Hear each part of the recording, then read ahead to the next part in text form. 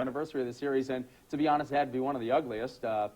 When you look at the final, Garcia will be up to the test later this season when they run into the SSL Wars, but their first test at Memorial Stadium, what a bust. Of course, the Drillers had something to do with that, didn't they? They are a quality team. Let's take you to the Drillers. Let's take a look at them. It's coming out to Memorial Stadium.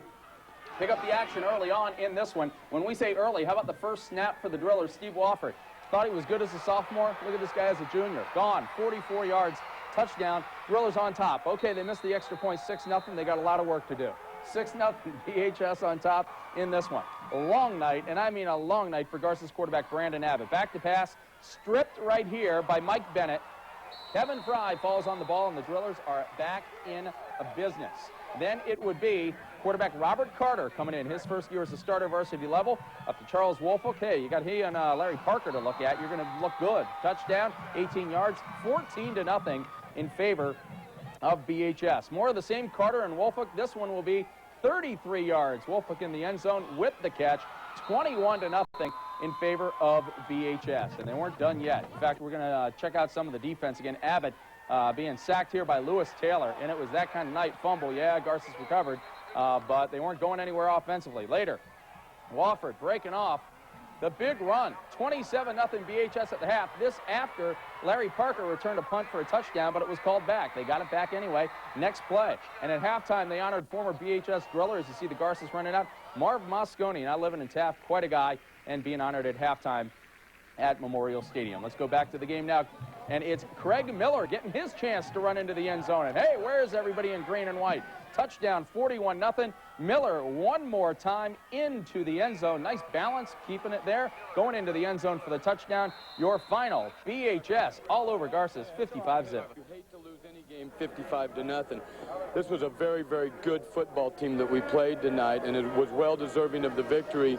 But we realize that we've got a lot of work to do in order to make ourselves a decent team on the way to a good team, hopefully on the way to a great team. And once you get up at 21-27, then it really puts a lot of pressure on them. It really takes them out of what you're trying to do in the preseason games. If this is not a true test for us or Garcia, because they're gonna be a good football team along the road.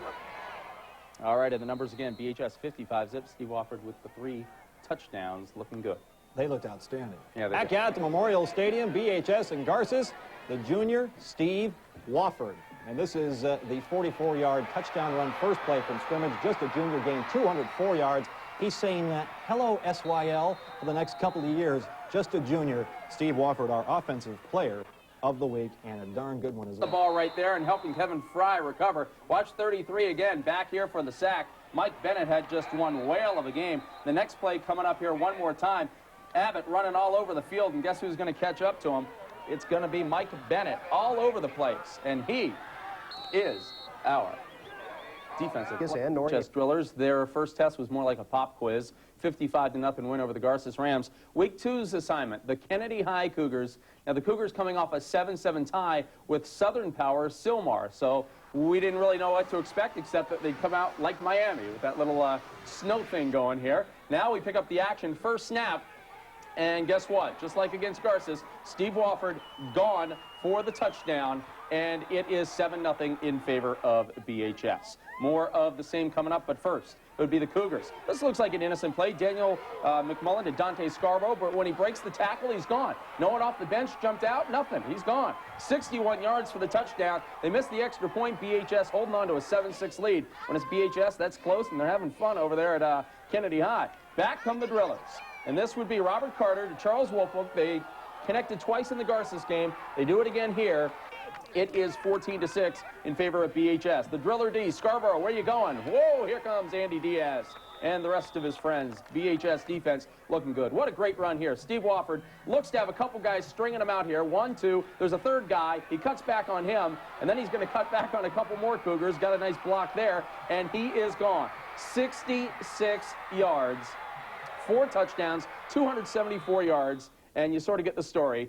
BHS pounding Kennedy 48-21. It'll be an interesting one now, Rich, because they go on the road at Antelope Valley as the Drillers will take on a team that beat West High. Is it me, or even though I've only been here a week, it looks like the Drillers have not I'm going to say not only any glaring weaknesses, but no weaknesses at all, any blaring ones. Yeah, well, coaches would tell you different. They always do, but so far it's looking good. They are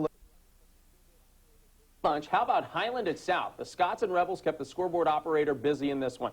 The Rebels also came up with some key defensive stops as well. So we're going to take you to South High, and the fans were ready for this one. And 0-1 in SYL play, so a big game for the Rebels, no doubt. Brian Beckham to pass. The interception here by number 20, Mike Horde, and that led to a touchdown, 7-0 South on top. Troy Ochoa would score the TD for the Rebels. Ensuing kickoff, Charles Alade, and watch this. Oops, right off the hands, the shoulder pad, the helmet, everything, picks it up, and oops, turns into see ya. 95 yards for the touchdown. Second week in a row that Highland has returned a kickoff for a touchdown. Last week, Leonard Neville's against North. It is 7-7 in this one. Second quarter action now, and the Scots go to Leonard Neville's. He works his way into the end zone, barely, but he got there, 14-7 Highland. But watch Chris Allen and his Scots come back. This would be Robert Land, going by Land. How about 36 yards? Touchdown, 14-14 tie. And it would be Highland on top at halftime, as this guy's happy.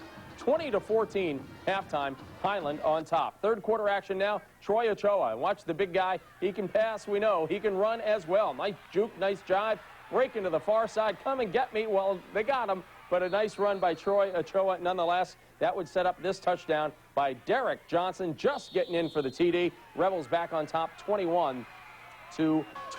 Now Highland facing a big play coming up here. 4th and 6, going for the first down. And watch Brian Beckham roll, and it's going to be Jay Heisey coming up with the sack. A big play for the Rebels.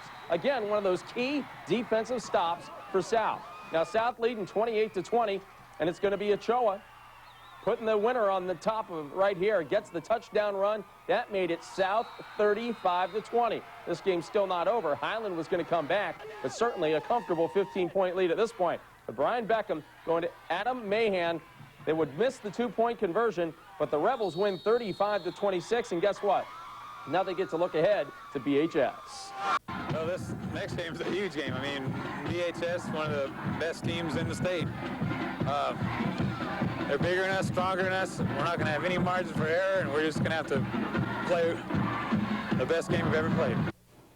And so the numbers again, South over Highland 35-26. Both teams 1-1 in SYL play. Troy Ochoa there, 226 total yards. Steelers entered this game undefeated, but with two surprisingly tough wins over Antelope Valley and Arvin in their last two games. The Stars hoping that the Drillers would remain in their funk for just one more week. It was homecoming at BHS, folks, and Mom says, good luck, son.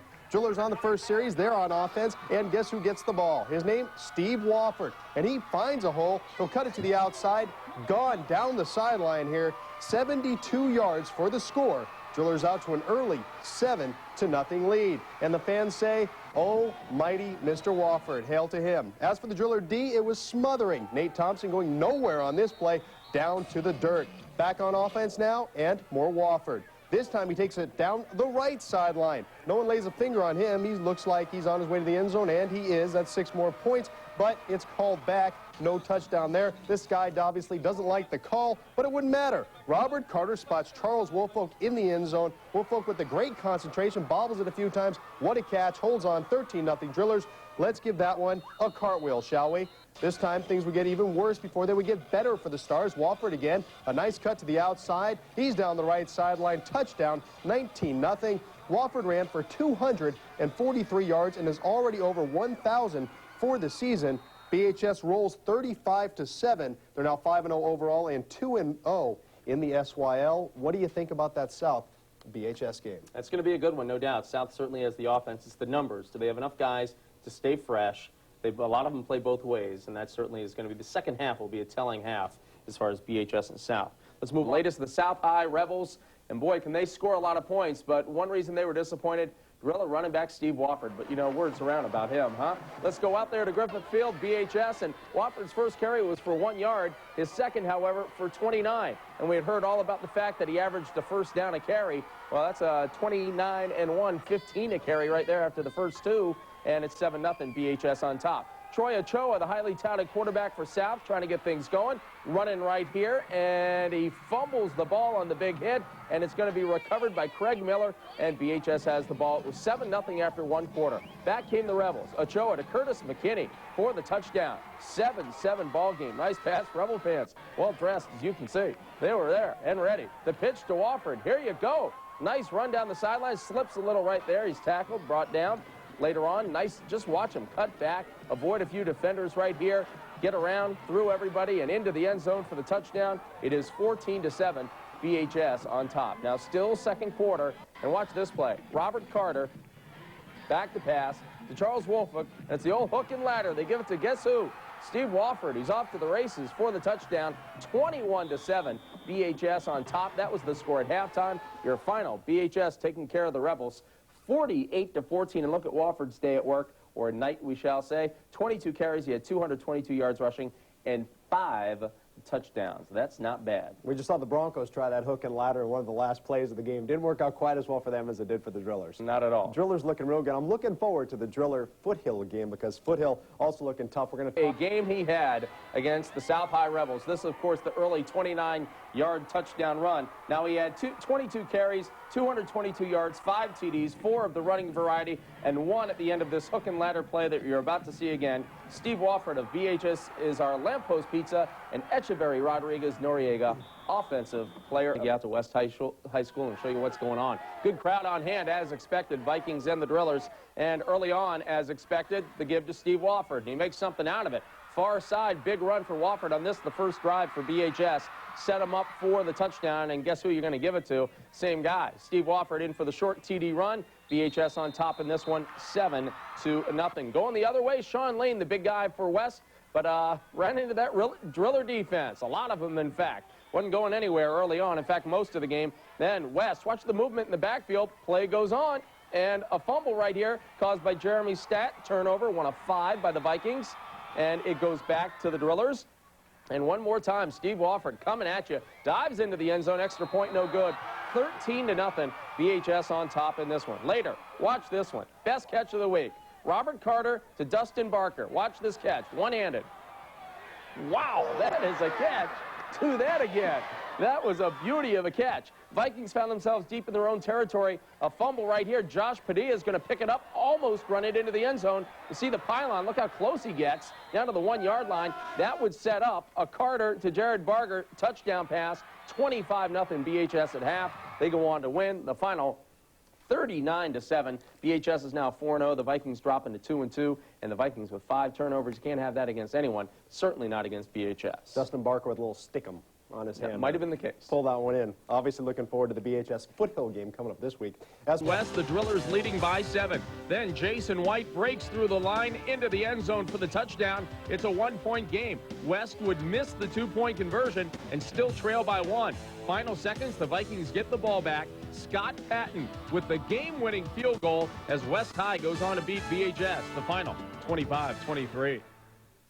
BHS Drillers undefeated, taking on the winless Blades of East. Would it be a Cinderella story on this night? Well, no, I hate to break the news early, but it was not a Cinderella story. This one out at Memorial Stadium, the home of the Drillers for the 3rd consecutive week. They're probably getting used to it.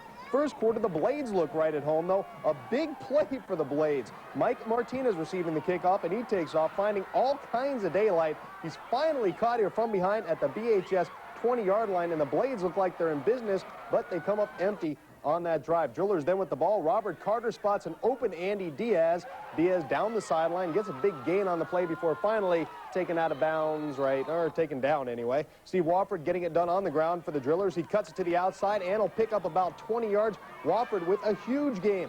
Then they go back to the air. Carter to one of his favorite receivers here, Larry Parker, with a nice grab in the corner of the end zone. That's a touchdown. 7-0 BHS. And how about that Driller D? Well, I'm glad you asked. Mike Bennett will break clean. I don't think anyone touches him. He goes straight to the quarterback, Jason Armiel, with no chance, taken to the ground. East offense finished the game with -2 yards. Back on offense, Wofford going anywhere he wants. 166 yards on the day. He goes up the middle and into the end zone. Wofford now only 66 yards away from breaking the Central Section record of 2,001 yards in a season. BHS pours it on in this one and wins 49-0.